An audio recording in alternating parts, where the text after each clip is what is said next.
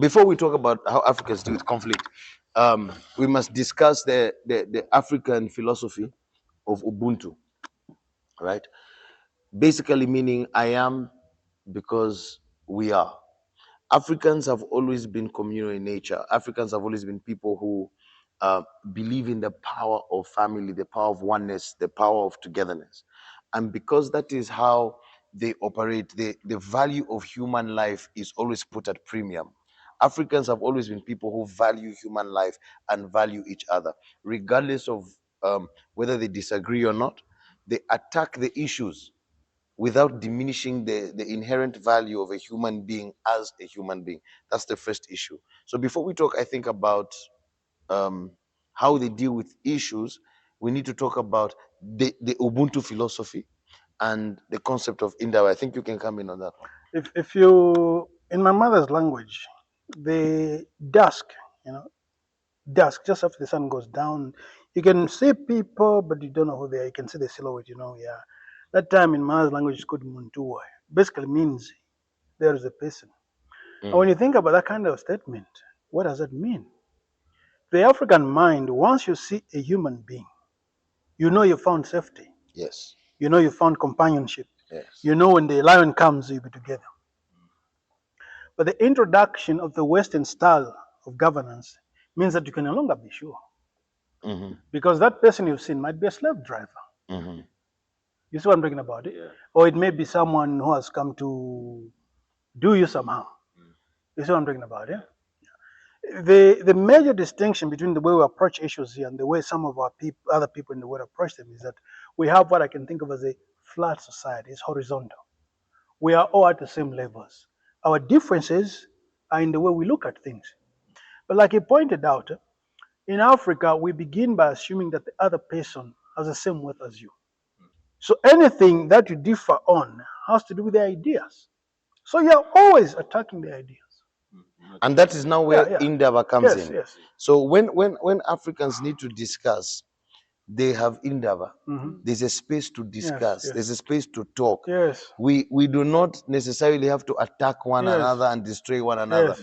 Elders can sit down and conversate. Mhm. That's why Africans have a lot of proverbs. Mhm. That's why Africans have a lot of conversation based. When you look at the imagery that is there of the olden days, is three men gathered around and they're sitting and they're talking. Mm. So when I disagree with Noble, I don't have to go and kill him. I don't have Yeah. to destroy him. Yeah. We can discuss our issues, but I can disagree with him, but not necessarily tear him down. That is the basis of African nature. We are people who gravitate naturally towards unity. And by the way, you have to understand that Africans are not naive to think that conflict doesn't happen between people. We know it does. But it's understanding that because conflict is always happening between people, resolving conflict is ongoing.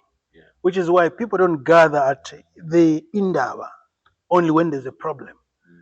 Like our European friends do, right? They only call a peace conference when war is brewing. At that time, it's too late. So much water has passed under the bridge that finding a peaceful solution may be difficult.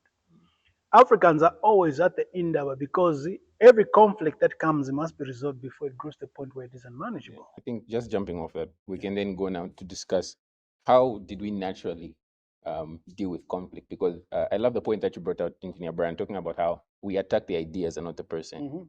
We sat down to discuss. Yes. And so I would just like you to go deeper on that. If you look at the way Africans resolve problems, it begins with words. Now, I'm not saying that war doesn't happen, but war is the usual indication of failure of that system to resolve problems. And war usually tends to occur between two people that don't share an Indaba. Most freedom struggles in Africa. When you look at what happened in America with the civil rights movement, people taught the oppressors that you can resolve issues via having a conversation. Quite sorry, Pastor, but the civil rights movement is quite a remarkable thing in history. People don't give it enough credit. Because if you look at it, it began with the theoretical foundation of what it means to be a decent human being. You had a lot of thinkers before, like Frederick Douglass, like W.E.B. Du Bois, James Baldwin, and Medgar Evers. A lot of thinkers and writers and activists were trying to explain to white people that by oppressing us, you lose your own humanity. And I'm very proud. This is something I'm very proud about what black people did in America. They demonstrated the whole world that even the most hated, most maligned minority population can use words, only words, and demonstrations and civil disobedience to bring about the transformation of the most powerful nation in the In world. the world. This is the power of Ubuntu, you see. Yes. You understand it? Yes. Whatever is happening in Ukraine today is not going to resolve whatever problem those people have. The result of the war in Ukraine will be deeper hatreds. And as long as those two people live in proximity with each other, they will fight again for whatever reasons, because whatever hatred is going on now, they've killed millions of each other. Yes. You understand it? They'll keep fighting and fighting. Yes. You have to remember that the United Nations or the League of Nations was created by Europeans because they couldn't trust them not to fight. They couldn't trust themselves not to tear themselves apart. The reason the United Nations has had some success is because it's tapped into the Ubuntu understanding. When people talk, when people air their grievances and other people listen to them, the prospect for conflict reduces. Yes. And I just like the example that you brought about, both of you talked about the civil rights movement. An interesting comparison that some people were doing in America with the gay rights movement or the feminists and the transgenders, how that is different compared to how Black people treated fighting for their freedom. You could see a lot of discussions, a lot of talking, but then when we look at the transgenders and how they approached it, it was completely different. Now that is, I'm sorry to say, more in tune with Europeans, because the people leading the gay rights movement and the transgender movement already assume that they are right, that the ideas are unassailable. So they don't subject themselves to the process of discussion that is common in the Ubuntu frameworks like Indaba or Palava or any other of the frameworks we use here. They assume they are right. So if you disagree with them, you must be an evil person. And they destroy you whatever way they feel is fit. I mean, if these people had militaries, they'll be shooting you. You know what I'm talking about, eh? Yeah. So it's a narcissism. You see, it's a narcissism and arrogance that comes from the feeling that you're a superior person. Yeah. And that is anti-African. It's very Yes. un-African. Very un-African. So what does a united Africa look like? I think has to begin with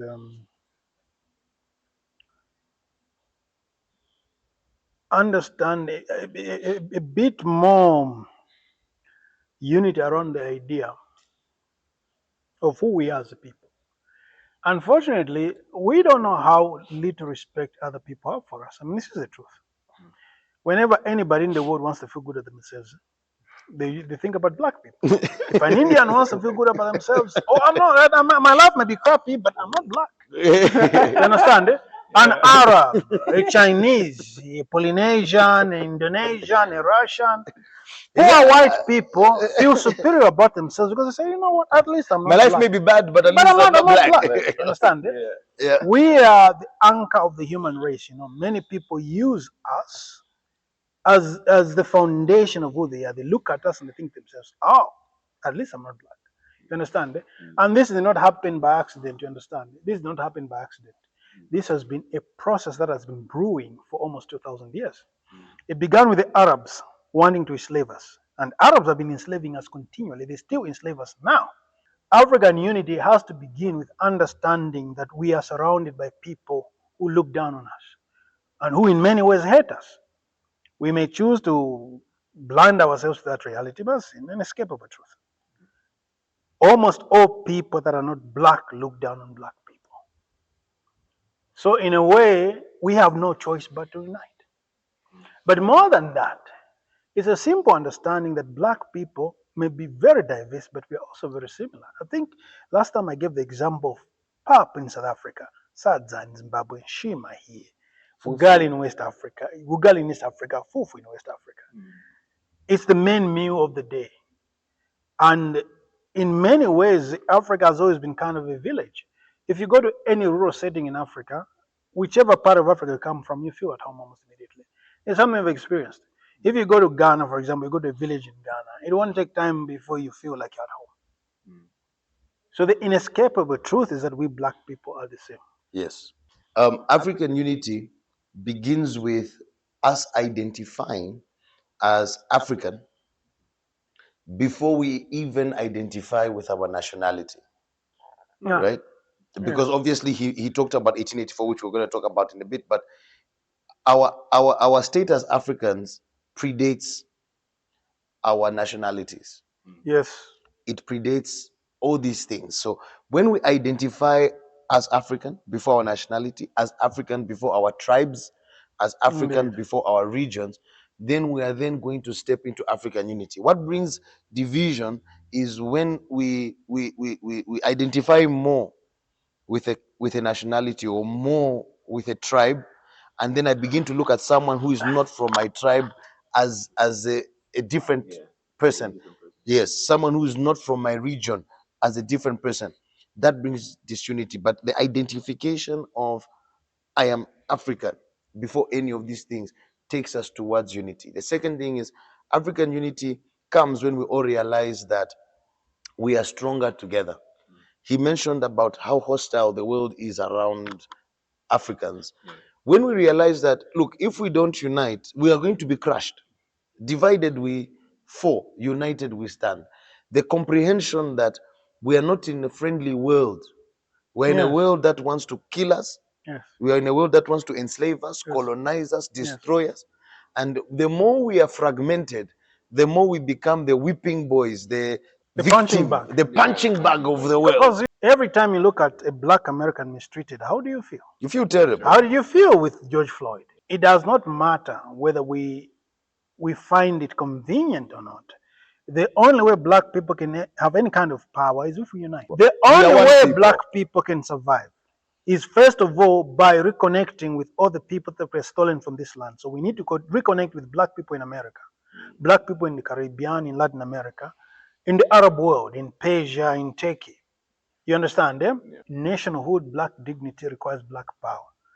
The reason Zimbabwe was destroyed, it didn't have economic power. Yes. You understand it? Yes. The reason Botswana can be stolen, it was because it doesn't have military power. Africans have no power. Yes. So the death of Africans is not considered a crisis. And It's not considered a historical yes, of problem. course. Do you see that? Yes. But when Africans are united, we can now begin to demand justice. Exactly. Justice for ourselves, justice for our children, Yes. justice for history. Yes. But when we are fragmented, we cannot stand. Unity is a critical component. Yes. It precedes the economic power. Yes. The Indians are not very rich, but everybody considers Indian opinion on anything. Do you know who the leader of Norway is? No, I don't. Nobody knows, nobody cares. It's a little European country that nobody should care about. Nobody cares who the leader of Denmark is, or France, or Norway, or Sweden. I don't know who the leader of Belgium is because I don't care. As a matter of fact, I don't know who the leader of Romania is. Do you? Who's the leader of Latvia? Or Slovakia. What's the population of Slovakia? Do you know how many people live in Montenegro? It's useless knowledge because nobody cares. It's a little country that nobody cares about. However, everybody in the world knows who the leader of India is, and they know the opinions of the BJP. Yes. Because they're united, the 1.5, 1.6 billion people, you understand? United people. United, which Everybody means knows what we China don't stands even for. need, we black people at home and abroad. And it's always important to talk about our people abroad. Black people at home and abroad don't even need more economic power.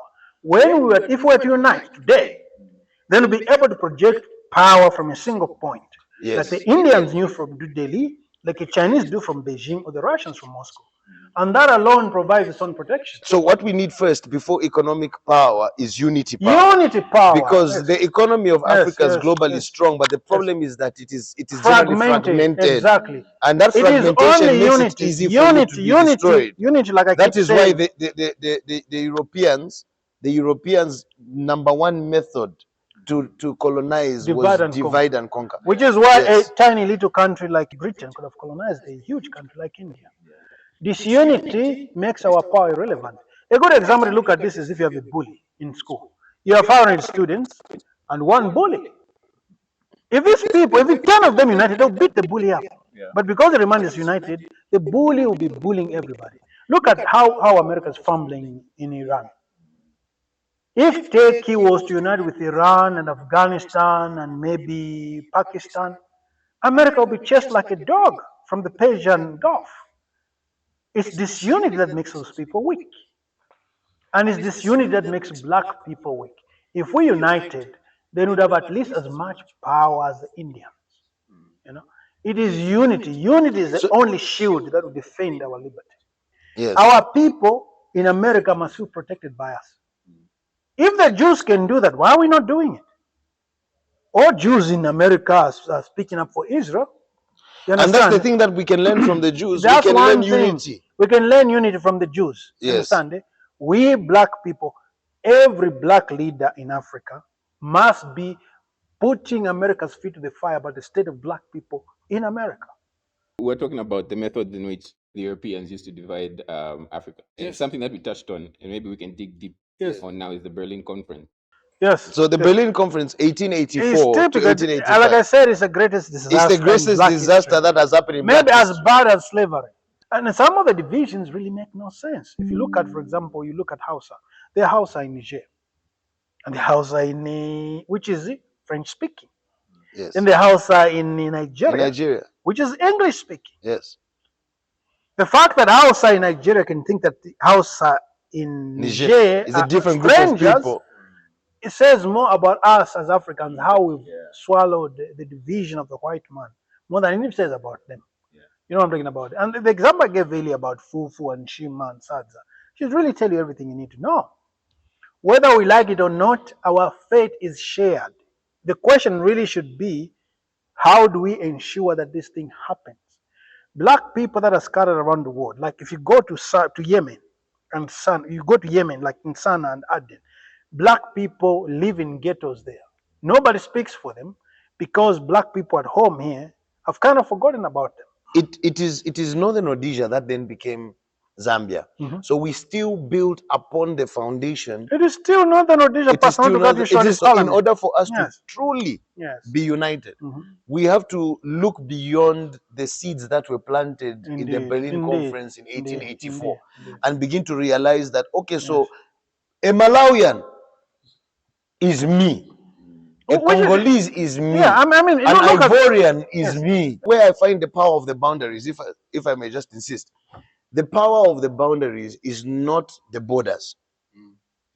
The colonial power of the boundary is mental. It's in the mind. It's in the mind.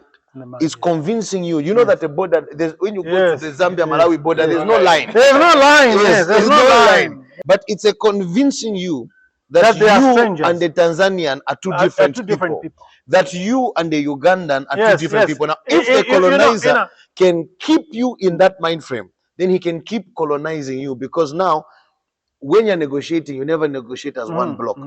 When you're making trade deals, you don't make trade deals as one block. And by the way, while you formulate your defense, you don't formulate it as one block. Now, as long as you remain like that, you can be exploited. One small deal there, another small deal here. Divide and conquer. Divide and conquer. And that divide and conquer, by the way, did not end. Meanwhile, if we were to drop you, 1884's agenda is still there up to now. The concept that is raising about the borders being a mental construct, that is the issue. You understand, eh? That is the issue, because you can't tell people apart here. You really cannot. But that concept, it's embedded in the minds. And that's why I think it was Marcus Garvey. He said, emancipate yourself. Yes, Bob Marley was quoting Marcus Garvey. Marcus Garvey said, emancipate yourself from mental slavery. So now the question is, many of us repeat the words of Marcus Garvey, but we don't actually see. No, of course, man. We don't understand what he's talking about. What he's talking about. I mean, it's like the depth of what mental slavery is. Exactly. Understanding that it begins with me believing these boundaries from 1884 and actually looking at somebody else and thinking it's a different thing than me. That is mental slavery.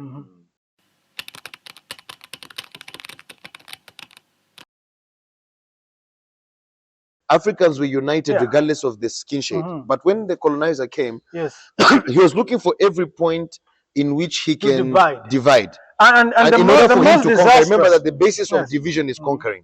So he would walk into African societies and say, okay, those who are lighter will get more favor. The Tutsis, for example. than those who are That was darker. You see, a very horrific those who are process. lighter will work in the house. Yes. Those who are darker will work Yes, in the yes, field. yes, yes, And yes, that division yes, now yes, cause these people to yeah, see these other people yes, as different people. yes, So and when enemies, they as enemies, and and therefore they cannot put a united resistance. yeah, exactly. That's a very critical issue, because division ensures that you cannot put up a united resistance. Resistance. That's Of critical, because course. when you don't have united resistance, you don't have success. So in places like Rwanda, the Belgian government decided they were going to use a tribe to control the other tribes, just like they did in Nigeria. Yes. In Belgium, they use the Tutsis. In Nigeria, they use the Igbos. And as it happens in human history, even when you go to European history, you find that colonial entities use groups of people to control their compatriots. And when that colonial power collapses, there's usually violence. So, in a nutshell, that's what happened in Rwanda. When the Belgians left, there was a lot of animosity between the Tutsis and the Hutus. And when the Hutu president, was shot down, violence erupted. The same with Nigeria. 1966, after the coup of 1966, there was a blowback from the other tribes of Nigeria. Now, the foolish thing that happens with us Africans, and I call it foolish, is that after something like that, we don't sit down and ask ourselves, this thing was not there before the white man came. Why are we doing this? We tend to believe it now. We start saying, oh, that group of people is bad, that tribe is bad, that tribe is bad. Even when we know what the original intention was. Because this is a common theme that the colonizers used. In India, it was used. In China, everywhere Europeans try to colonize, will find a small group of people, empower them to oppress the locals. So we must go back to the original understanding of what a tribe is. A tribe was basically a mark of identity to tell you, okay, you come from this side, you come from that side. I'm sure you can agree that most Africans speak more than one language. It's just who we are. We are not so hung up on tribe normally. You can be this tribe, you speak several other tribes, apart from English. This is normal, right? I'm sure that's the truth with most people. So one of the levers that the Europeans use is to divide people based on tribe, but it goes beyond that. Notice how the apartheid government worked very hard to ensure that black people in South Africa were divided from black people from the rest of the continent. And how white people in America work hard to make sure black people in America are divided from black people in Africa, and black people in America also divided from black people in the Caribbean, and in Latin America, and in the Middle East, and everywhere. Because there's always a big fear. This is true. There's always a big fear. When black people unite, they might have real power. And when they have real power, they are afraid that we might do to them what they've always done to us. You've talked about how the West is afraid of a united Africa. You've talked about how our differences and how they've put, or our mentality has caused us to be very separated. They've divided us, and that's why they then plunder on what belongs to us. So, is a united Africa even possible? Africa was united before the white man. Now, when we say united Africa, we're not talking about imperial Africa. We're not talking about somebody having immense power over all black people around the world. No, we're talking about what Africa has always been, a group of people that have some autonomy working together towards a common objective. For example, I think most local issues, like social issues, like local politics, should be handled by local administration. But matters of the military must be Pan-African. The economy must be Pan-African. And then social issues, for example, or local politics can be handled locally. The idea that you can have all decisions made at a central point of power is not a very realistic or even useful. But there are certain things that will only make sense when we work together. For example, if we have one common minister of mines, for example, it means we control cobalt, we control diamond, and that means we can set the price. And our military will ensure that the white man doesn't come and do to us like they're doing to the Iranians. We have better connections. And we need to start establishing channels of communication like this that are not supervised by white people. People look down on us. I've always advocated for an independent tech stack for Africa. The Chinese have their own technologies for communication, for social media. we should also have something for us where we can speak openly. Can you imagine going to a Twitter where you don't have to deal with white supremacists? I think we cannot talk of any real independence if we don't have data independence. The technology required to do those things is pedestrian. There's nothing complicated about it. But like in the case of bad Chinese shoes, there is need for political courage from our leaders. And one of those things like social media for Africa, can only happen if Black African countries come together and say no. That's when you can have enough number of people to actually have a profitable company running. If you run it from Zambia, it will be tricky. But if you run from Sub-Saharan Africa, it will be strong. it will be viable. When you run it from a unity perspective, it becomes viable. It becomes viable. Yeah. We have to touch on it before we close. The power of political will to bring about African unity.